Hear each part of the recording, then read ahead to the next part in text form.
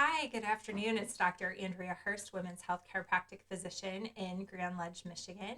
Um, I have been talking a lot this week about cold settling in the body and how that can cause all different sorts of issues for people. So, this is a very traditional idea from many cultures around the world, especially in Chinese medicine, um, that cold can cause all sorts of health problems and diseases. And I see that in joint pain, in digestive disorders, in nerve related conditions.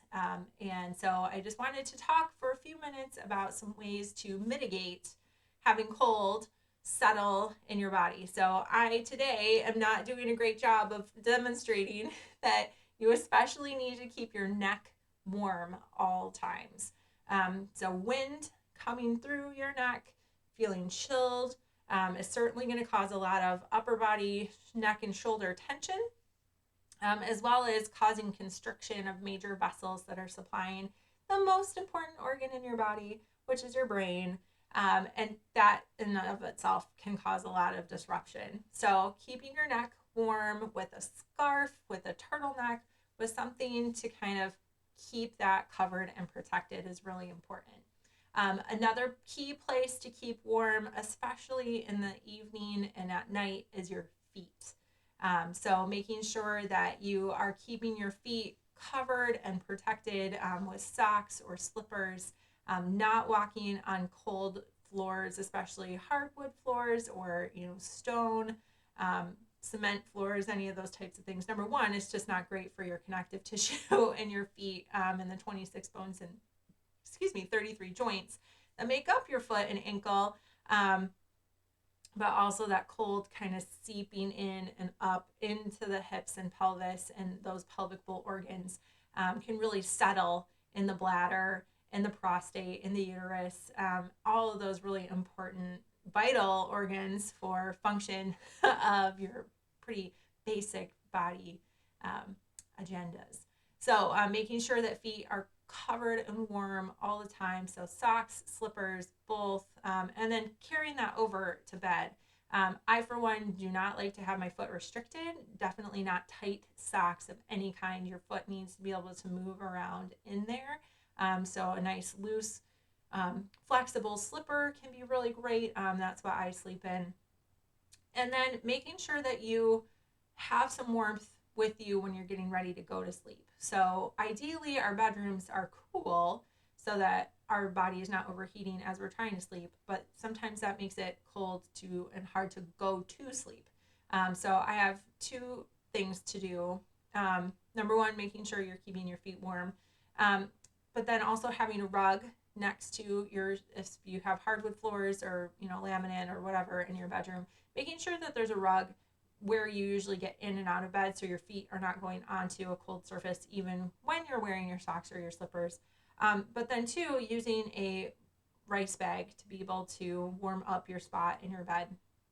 So making a rice bag is very simple.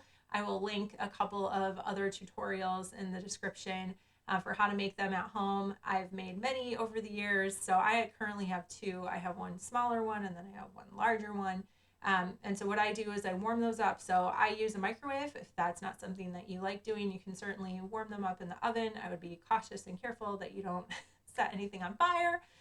Make sure that you're constantly monitoring that, whether you're using a microwave or an oven.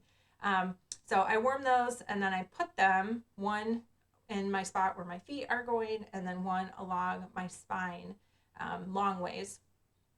And then I cover them with my blanket in my bed and then I go and, do the rest of my nighttime routine getting ready for bed.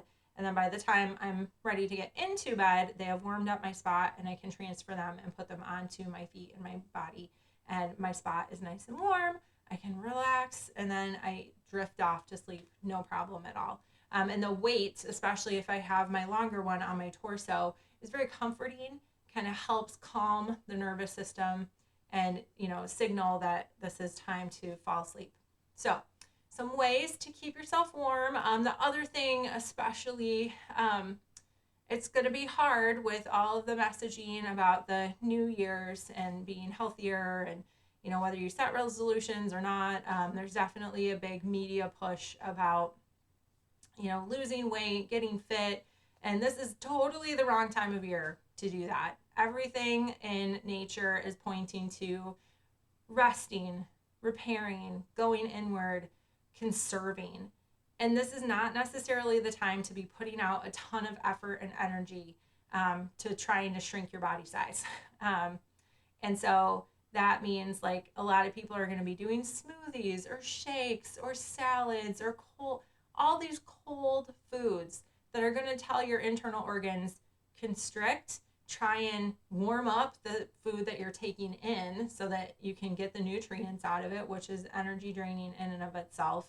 And then that cold can just really settle deep into your torso and those important organs. So this is the time of year definitely for soups, stews, broths, roasted vegetables, all kinds of things that are very easy for your body to use that can certainly still support health goals, but that aren't inviting cold into your body at the coldest time of the year for people living in the Northern Hemisphere. So those are my thoughts about cold. Stay warm. I'm also going to link an article from a really well-respected Chinese medicine practitioner, acupuncturist. If you want to delve into this even more, there's lots of information out there, like I said, from many cultures around the world, not just Chinese medicine, and how it can affect joint tissue in particular.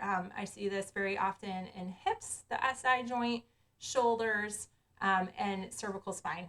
And so if those are areas that you want to work better, staying warm is definitely a good idea. So leave some comments below if this was helpful for you, what tips and tricks you're going to take away and what you're going to try. And I, as always, wish you the best of health. Thanks.